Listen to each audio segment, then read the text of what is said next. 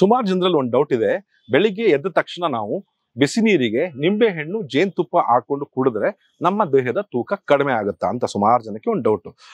Actually ಇದಕ್ಕೆ ಒಂದು ಉತ್ತರ ಹೇಳ್ಬೇಕು ಅಂದ್ರೆ ಹೌದು ಮತ್ತು ಇಲ್ಲ ಎರಡೂ.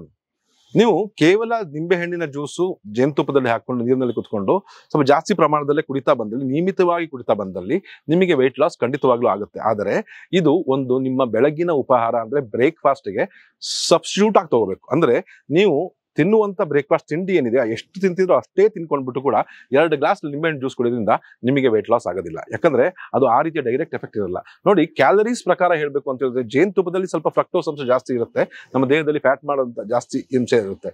ಆದ್ರೆ ನಿಂಬೆ ಹಣ್ಣಿನ ಜ್ಯೂಸು ವಿತ್ ಜೇನುತುಪ್ಪ ಕುಡಿಯೋದು ಸಾವಿರಾರು ಲಾಭಗಳು ಬೇರೆ ತರ ಇರುತ್ತೆ. ನಮ್ಮ ರಕ್ತ ಕ್ಲೀನ್ ಆಗೋದ್ರಿಂದ ಇರ್ಬೋದು, ನಮ್ಮ ದೇಹದ pH ನಾರ್ಮಲ್ ಆಗಿರೋದ್ರಿಂದ ಇರ್ಬೋದು, ಅಥವಾ ನಮ್ಮ ದೇಹದಲ್ಲಿರುವಂತ ಟಾಕ್ಸಿನ್ಸ್ ಕಲ್ಮಶಗಳನ್ನ ತೆಗೆದುಹಾಕೋದಿರ್ಬೋದು, ರಕ್ತವನ್ನ ಕ್ಲೀನ್ ಮಾಡುವಂತ ಇರ್ಬೋದು, ಇಂಥ ಎಫೆಕ್ಟ್ಸ್ ತುಂಬಾ ಚೆನ್ನಾಗಿರುತ್ತೆ. ಆದ್ರೆ ನೀವು ಸ್ಪೆಸಿಫಿಕ್ ಆಗಿ ವೆಯ್ಟ್ ಲಾಸ್ಗೆ ಕನ್ಸಿಡರ್ ಮಾಡ್ತಾ ಇದ್ದಲ್ಲಿ ನಿಮ್ಮ ತಿಂಡಿಯ ಪ್ರಮಾಣವನ್ನು ಕಡಿಮೆ ಮಾಡಿ ನಿಮ್ಮ ಈ ನಿಂಬೆಹಣ್ಣಿನ ಜ್ಯೂಸ್ನ ತಗೊಳ್ತಾ ಬಂದಲ್ಲಿ ವೆಯ್ಟ್ ಲಾಸ್ 100% ಆಗುತ್ತೆ.